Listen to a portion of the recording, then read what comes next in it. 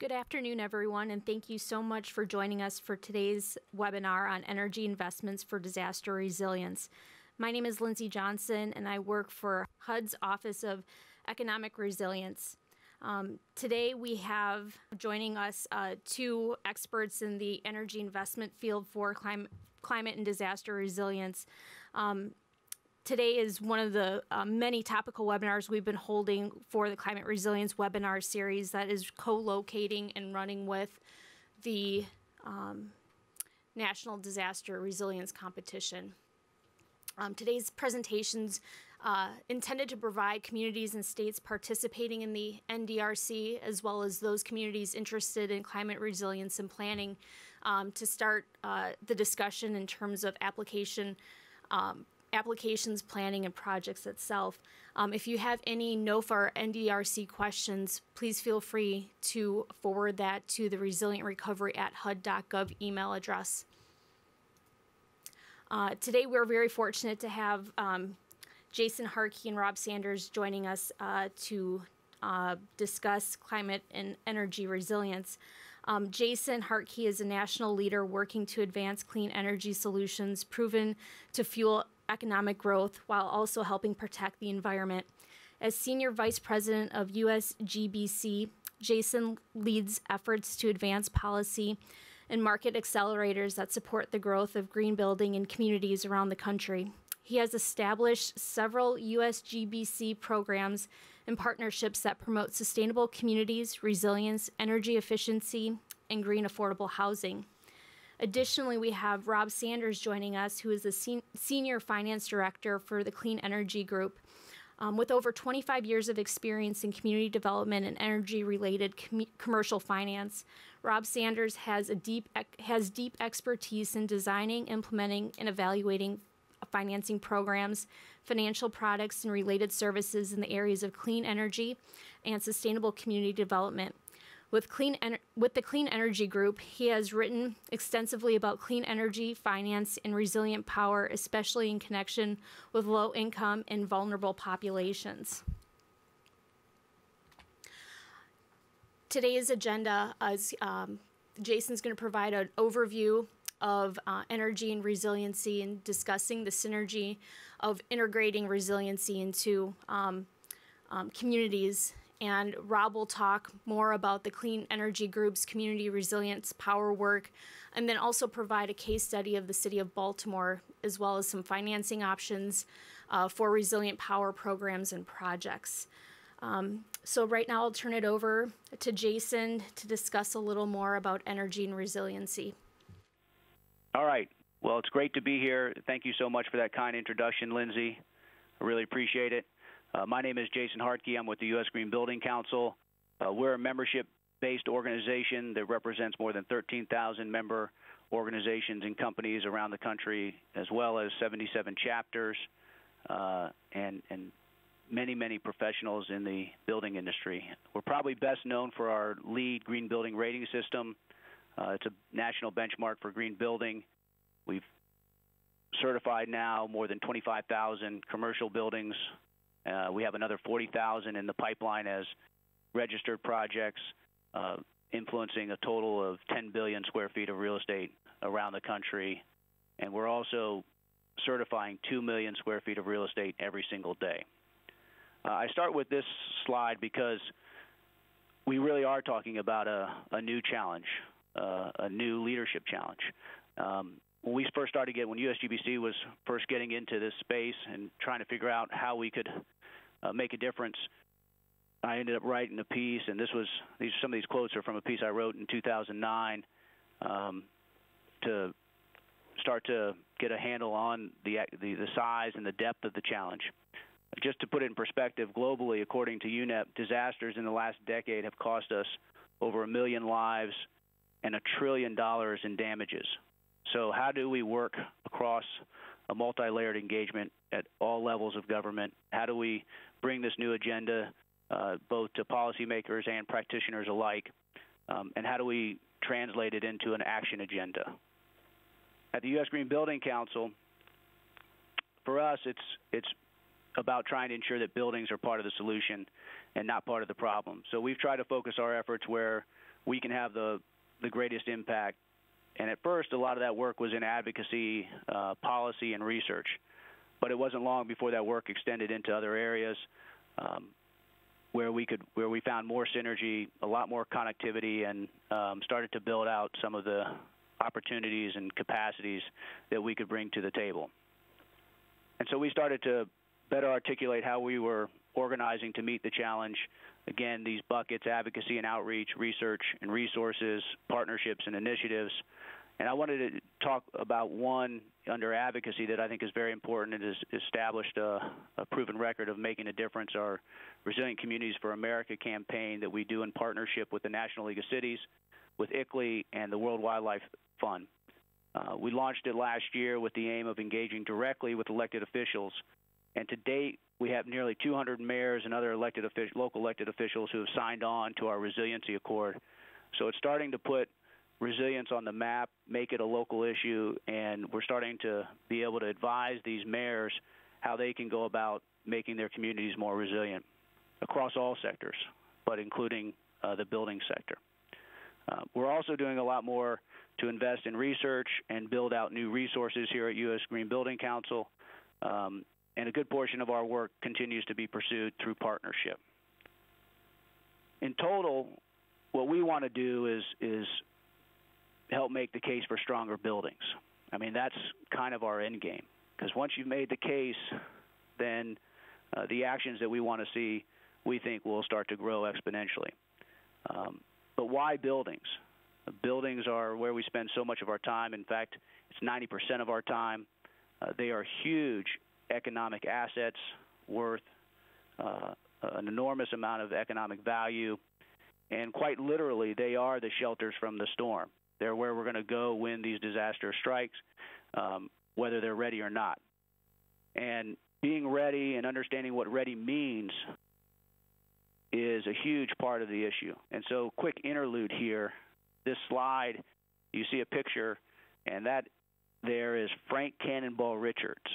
And he was a vaudeville performer. And as you can see, he was able to withstand a cannon being shot right into his gut there. And the reason he was able to do that is because he was prepared for the impact. He knew that it was coming. He was ready. He practiced for it. And he could do these shows, multiple times, many times over the course of months and years. And so this art of being prepared is so valuable. On the flip side, just to give you another example of what happens when you're not prepared, Houdini, as a contrast, the speculation is that he died when he was having drinks with some college students, and they knew that he also performed many of these strongman acts and feats. And without notice, and all of a sudden, one of the students punched Houdini in the stomach, and the speculation is that's what caused a burst appendicitis, and he later died. So the lesson is, one, it's not easy to be prepared, but also that we need to be ready, but we also need to know what we're being ready for. What are the risks? What are we vulnerable to? One of the things I really like about resilience in buildings and this issue is that it gives us a chance to think place-based and be very customized in the strategies that we advance for the buildings based on their climate sensitivities. But it also helps us think systematically, because a building just doesn't exist in a vacuum. You have to think about all the pieces of the puzzle. How does it relate? How does the building relate to the grid? How does it relate to the transportation system? How does it relate to water? And so forth. So we can only be as resilient as each piece of the puzzle. And so buildings give us a great opportunity to not just think about one sector, but also think about it in a more holistic way. Just to give you a quick example of how place-based this can be and how customized this can be, I want to call attention to a study that the Energy Center of Wisconsin did on adapting buildings to climate change impacts. And they focused in on one building, the NASA Stennis Space Center in southern Mississippi. And it was a really interesting study because they went in and they did a series of future climate variability models and what the impact would be on energy consumption. And they found that annual electricity consumption would actually go up 4 to 11%. And they actually found that natural gas consumption would need to go up 24 to 36% because of colder winters. And there were some really interesting findings. They knew which strategies and which technologies, and these would happen to be off-the-shelf strategies and technologies that they could use to adapt for these future scenarios. But the scenarios themselves were, not what you would think, somewhat counterintuitive. All the scenarios indicated cooler winters. One scenario said warmer summers required lower cooling loads, and that was because there were drier conditions that were anticipated that would reduce the need for dehumidification. So, and then there's, if you just moved out 100 miles away, they also found that you would see, often very different suite of both problems and needs, and therefore technologies that would be needed to meet the need. So very important that we get a better handle on how we assess risk, how we assess vulnerability, and how we do this at a very local level. There's a lot of groups now, including U.S. Green Building Council and others, that are starting to look at how to be smarter about this and how to help accelerate what I would call a great convergence of solutions that both support adaptation and also help reduce greenhouse gas emissions and kind of are more solely focused on the mitigation side. And CCAP has this great graphic of where adaptation and mitigation are starting to overlap and how we can really push hard to maximize those strategies that touch both sides of the issue. This is one of my favorite slides. We had Administrator Fugate at one of our national resiliency events at the National Press Club, and he put it in his very concise way of articulating the same point, that being green is one part of being resilient. The key word there, I think, in the slide is the synergy. We are trying to maximize these synergies and better understand these synergies. So we would consider the two together. We do shift our decision making, and it's a new layer of the onion. It's a new dimension to existing decisions. It's absolutely a huge opportunity to prepare for future conditions and an opportunity to enhance and sustain performance and reshaping the criteria for better performance. And I'm not sure folks quite understand what that means, and I want to get into that a little bit because performance has traditionally been looked at looking backwards as opposed to looking forwards, and I'll get more into that in a few other slides down the road. So in our methodical, systematic way, the U.S. Green Building Council in 2012 set out to define that synergy as it relates to buildings, and we came out with our green building and climate resilience research that we did in partnership with the University of Michigan. And as far as we can tell, this report represents one of the first attempts to compile all the research on the impacts of climate change on the built environment, and then to link those impacts with strategies for addressing them.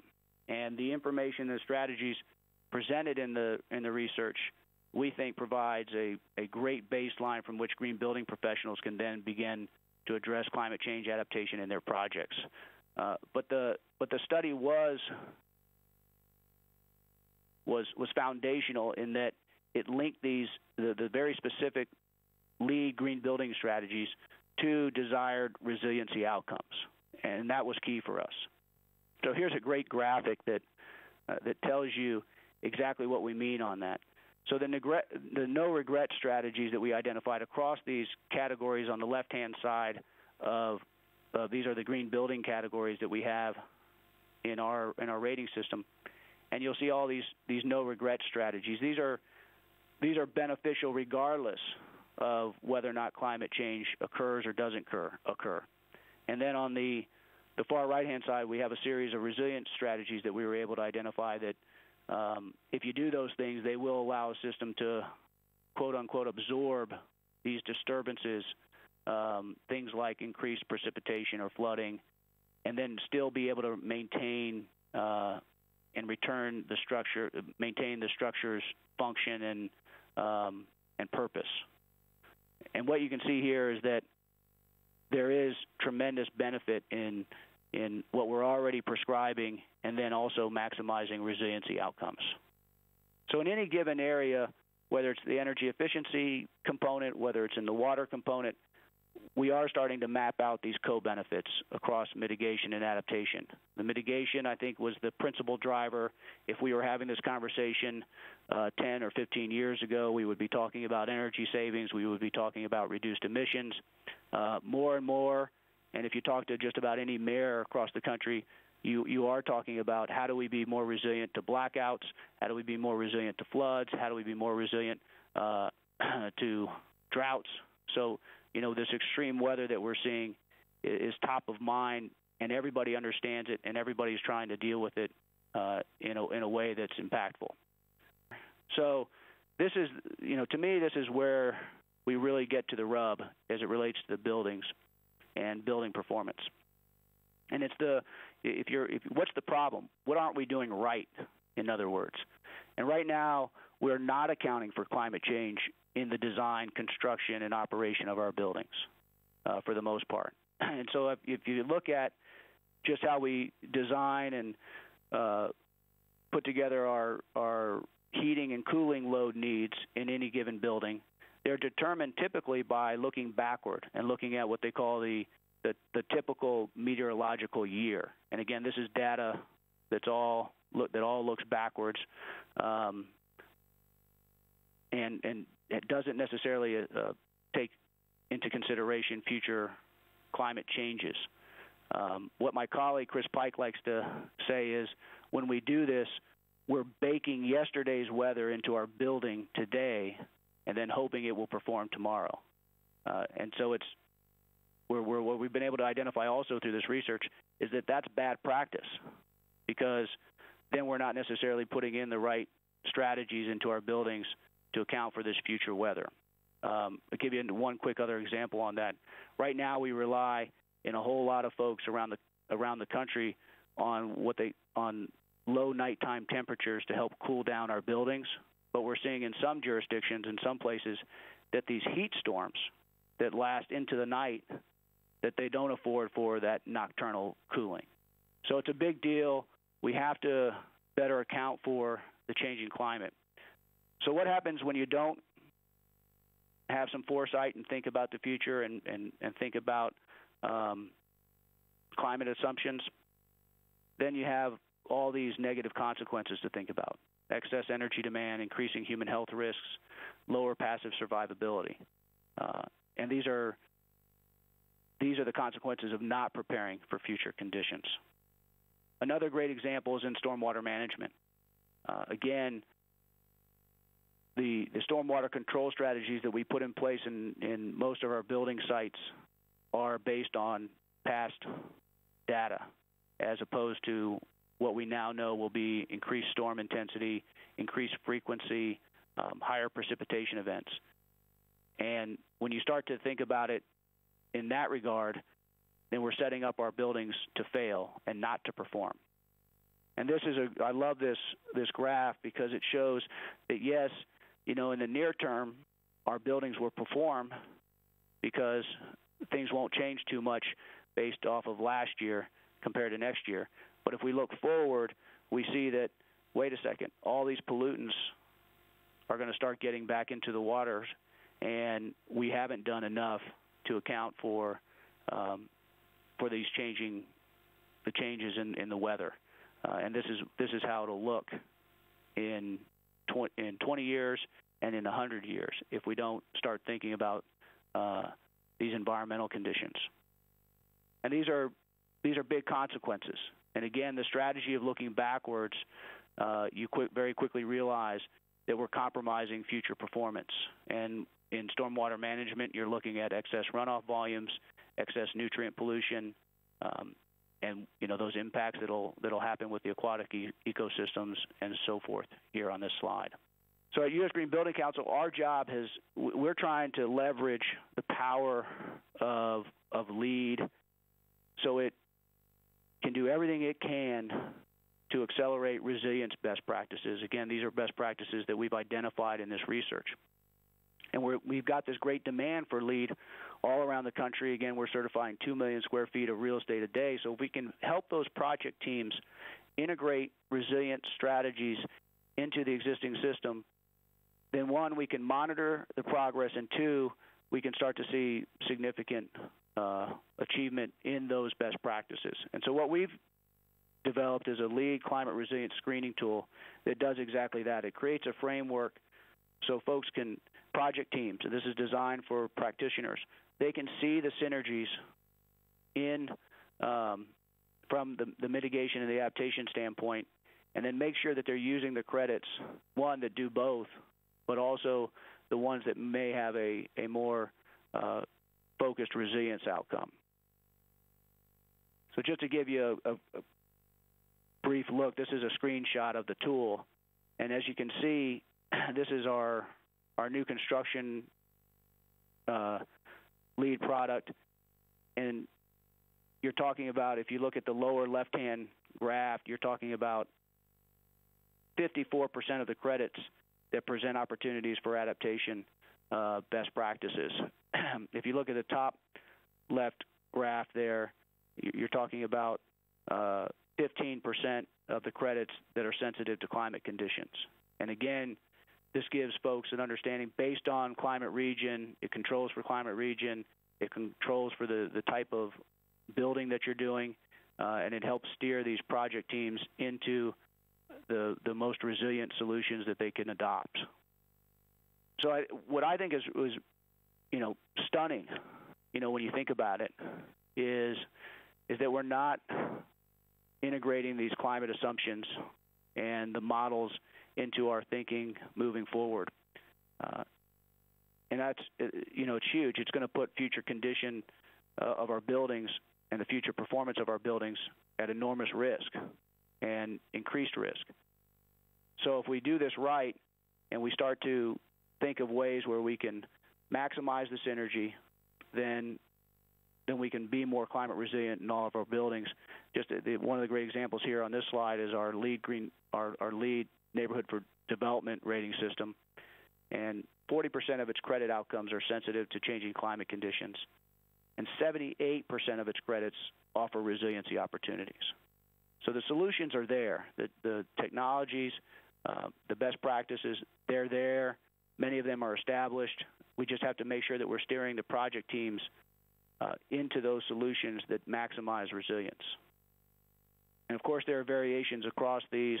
There's still gaps. We're working with other great groups like IBHS, folks like HUD and Department of Homeland Security and FEMA and others to make sure that those other the gaps in the space are being met and other best practices are being identified and developed.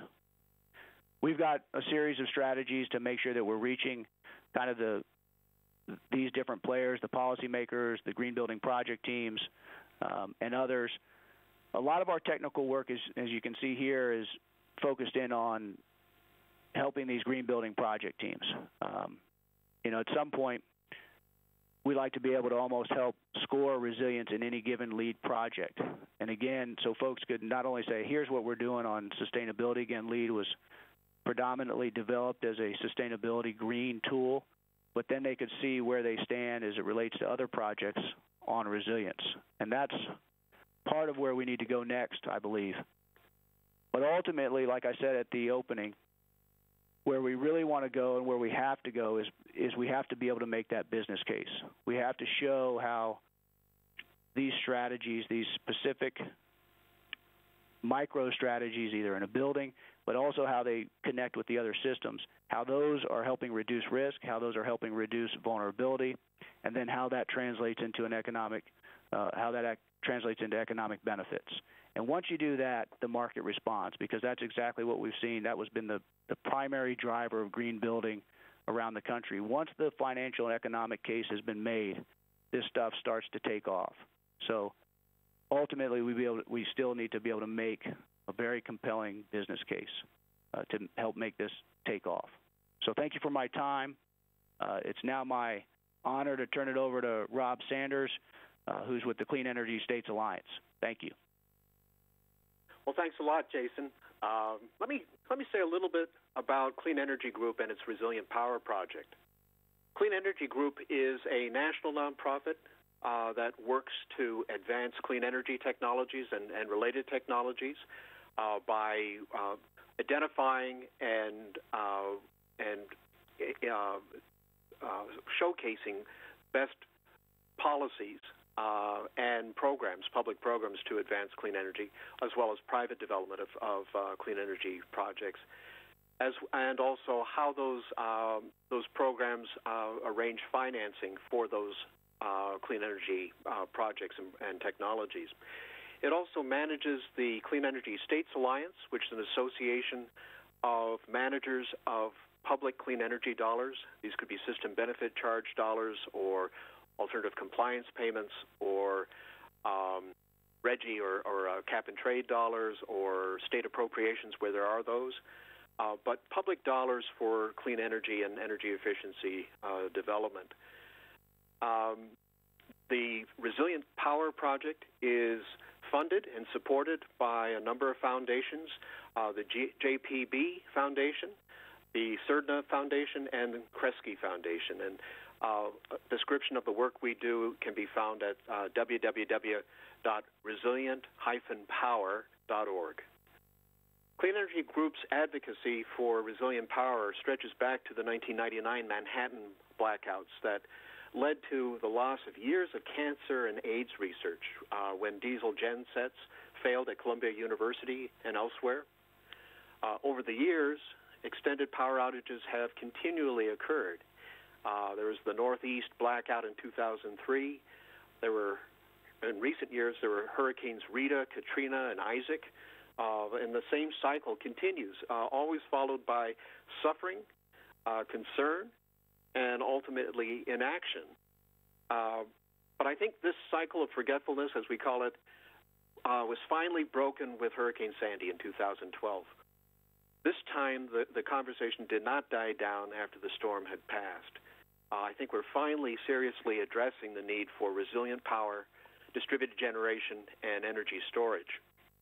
I think that's because power outages during Sandy affected millions of residents for extended periods of time and resulted in substantial economic loss to communities. This was not inevitable. This resilient energy solutions could have helped limit those power outages. Hurricane Sandy may have received the most attention in 2012, but extreme weather events caused a dozen other billion-dollar disasters and extended power outages in 2012 alone throughout the country. And these outages were caused by tornadoes, wildfires, severe weather events, and derechos, which are windstorms. Extreme weather events. Here you can see the increasing frequency over the past dozen years of extreme weather events causing major power outages. And again, these are caused by ice storms, hurricanes, tornadoes, and wildfires, and other extreme events. Here we see the large annual business losses from power outages, $150 billion a year. And with California hit the hardest, but also Texas, Florida, Illinois, and New York in that next tier, and every other state affected. The least affected suffered $200 million in business losses. Our work in Resilient Power has a special interest in low-income communities and vulnerable populations. That's because low-income areas have more difficulty responding and recovering from destruction caused by these power outages. They lack the income, savings, reliable employment that would help them recover quickly, or the insurance resources that are necessary to respond and recover from extended power outages. Low-income and elderly populations are also the most vulnerable to high or low temperatures during power outages. We see a critical need for reliable distributed generation and resiliency in a number of facilities, whether those are hospitals or affordable housing, assisted living facilities, police fire stations, community facilities. all of these facilities are necessary in any neighborhood and are needed in low-income communities as well. So clean, resilient power to us means solar with storage, but it also means combined heat and power, fuel cells, and other cleaner distributed generation. And we have within the area of the segment of low-income communities a particular interest in affordable housing and assisted living facilities. We think that there's a special opportunity to develop and finance integrated small systems, storage systems with on-site generation that can help residents shelter in place.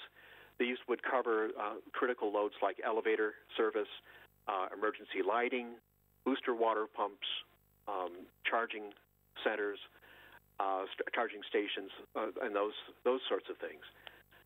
We're also working with HUD and their Better Building Challenge program to work with multifamily affordable housing developers and owners to incorporate solar, but also solar with storage, resilient power, in their portfolios of multifamily projects.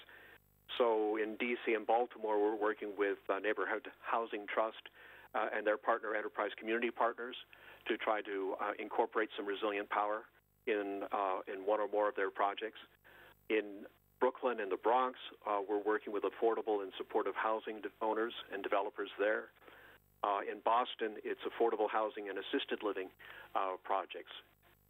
So when I say we work with them, we're providing technical assistance and sharing best information and resources, but also we have some limited dollars for technical assistance and pre-development costs associated with near-term community resilient power projects. The objective of all this work is to expand clean energy, clean resilient power at both the state and municipal level, and to identify and support new policy and financing options.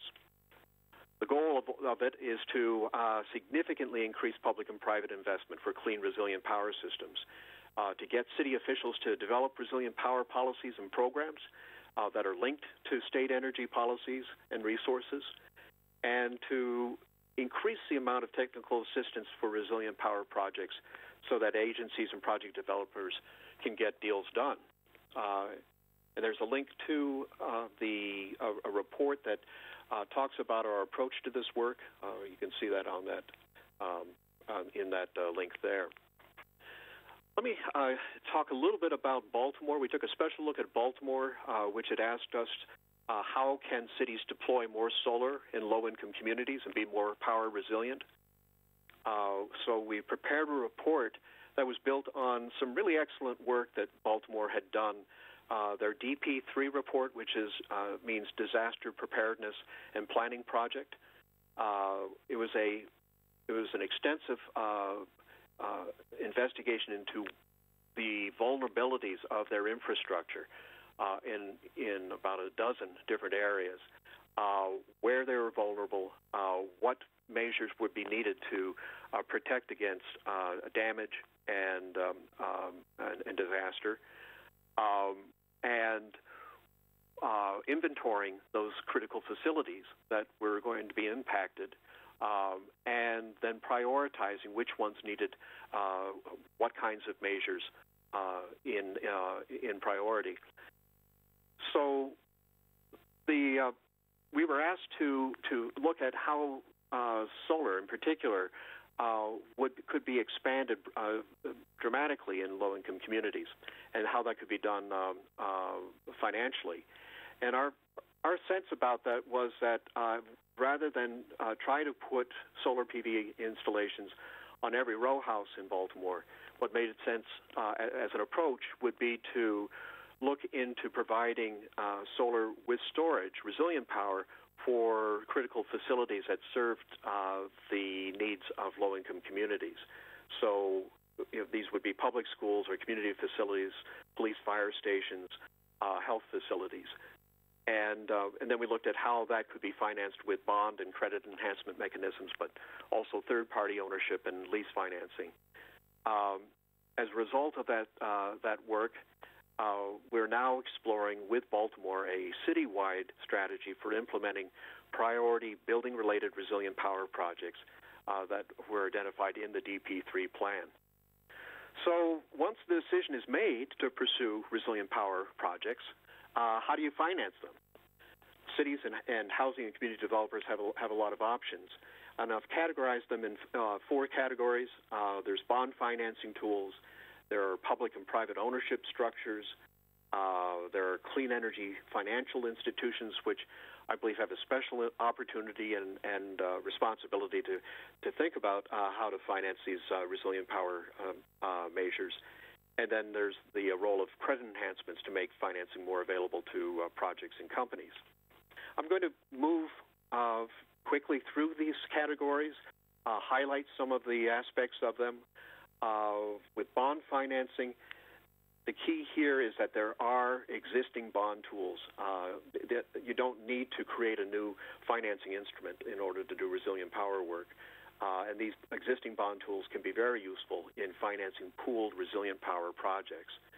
For instance, general obligation bonds. In New York City, the city controller just recently announced a multi-billion-dollar green bond program to strengthen the city's infrastructure in the aftermath of Superstorm Sandy. So energy infrastructure is a big part of that. Resilient power projects should be financed with those bonds. 501c3 bonds. These are a bond financing tool for nonprofit-owned hospitals, universities, nonprofit-sponsored affordable housing and community facilities. It's a way that they finance capital improvements. They could do solar or other clean distributed generation in conjunction with storage. School construction bonds, for instance, in Baltimore, $1 billion is going to be raised in bonds and spent for new construction of schools, but also deep retrofits of existing public schools. Because emergency shelters are often placed in public school buildings, there's an opportunity to be sure that those shelters have resilient power, distributed generation, and storage. And disaster recovery and resiliency bonds, these are bonds like the ones announced in New York under the Green Bond Program, but also Louisiana and other states have programs for disaster recovery. One other model I would highlight is the Morris model. This is a hybrid bond model where a public entity issues a government bond and then transfers the low-cost capital to a developer, a private developer, in exchange for a lower PPA price.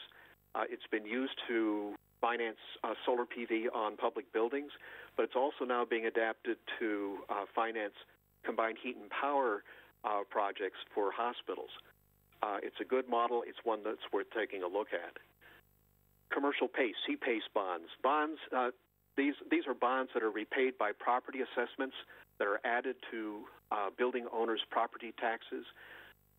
So this is C-PACE is a way of financing clean energy and energy efficiency projects using this property assessment tool that has priority over other financing and has long-term financing available at a very affordable price.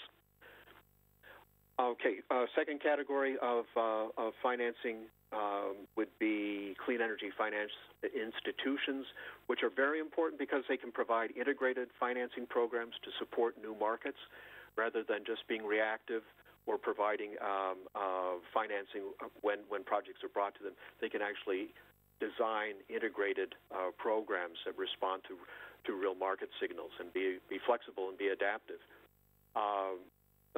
One of the best examples of this model is the New Jersey Energy Resilience Bank, which just opened its doors this fall. It's $200 million of CDBG disaster recovery funds for municipalities to finance clean, resilient power solutions. And it happened in the aftermath, again, of Superstorm Sandy. This financing is for critical public facilities, and they're focused initially on clean water and wastewater treatment facilities. But their mandate is also to finance in the second, third rounds, other public facilities such as public housing, schools used as emergency shelters, hospitals, and those kind of public police and fire facilities and the like. So the Energy Resilience Bank of New Jersey is managed both by the New Jersey Bureau of Public Utilities and also New Jersey Economic Development Authority. They make loans and grants, but also can provide credit enhancement. It's a model I think we should look at as it evolves, and it could be replicated, we hope, in other states. Credit enhancement. Credit enhancement refers to guarantees, pledges of additional collateral, so you have an over-collateralized debt instrument, or cash reserve accounts that are available to a project, or subordinated debt. System benefit charges are often used as credit enhancement, both by state clean energy funds, but also by green banks. These state green banks that offer that often play a credit enhancement role for bond issuances or for other private lenders. Another major credit enhancement program is the U.S. Department of Energy Loan Guarantee Program, $4 billion in loan guarantees to support innovative clean energy and efficiency projects. There are 5 eligible technology areas that are mentioned in that program, and the first of these is grid integration and storage. So microgrid and resilient power is one of their focuses. It's again, as with all these bond programs, there's an opportunity to aggregate projects statewide and regionally under these programs. We talk a lot about credit enhancement in a paper that Clean Energy Group has issued. It's on its website again, called Reduce Risk, Increase Clean Energy. So you may want to take a look at how state clean energy funds are used to make bond financing, but other private financing as well, easier to obtain, to qualify projects, and to reduce the cost of financing for clean energy projects, including resilient power. Public and private ownership. Solar City and other solar companies have transformed residential solar PV by providing lease financing. That third-party ownership and lease financing tools are largely responsible for the tremendous growth in residential solar in recent years. The question, I think, is can lease financing and its third-party ownership accomplish for energy storage what it did for residential solar PV? Well, a lot of companies think so, are betting on it.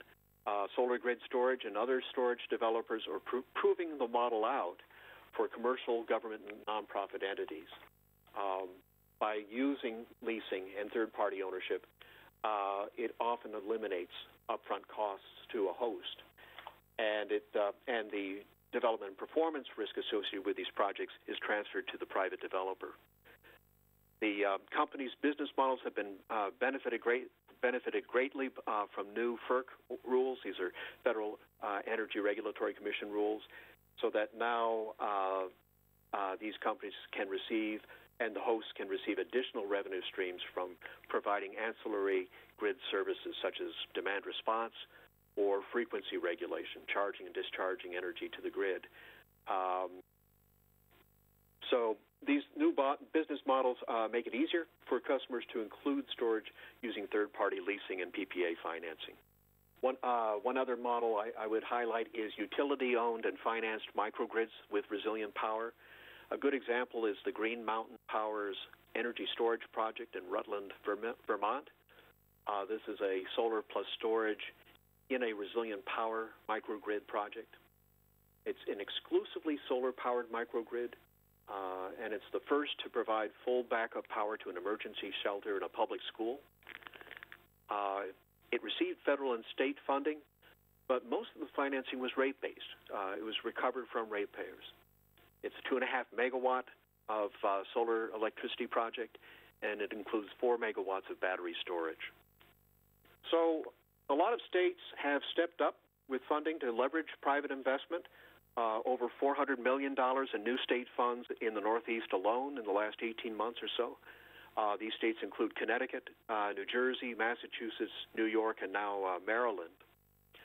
Let me just say a word about one of these programs, the Massachusetts Department of Energy Resources program called Community Clean Energy Resiliency Initiative. It's $40 million of state incentives It's funded with alternative compliance payments with a focus on critical infrastructure.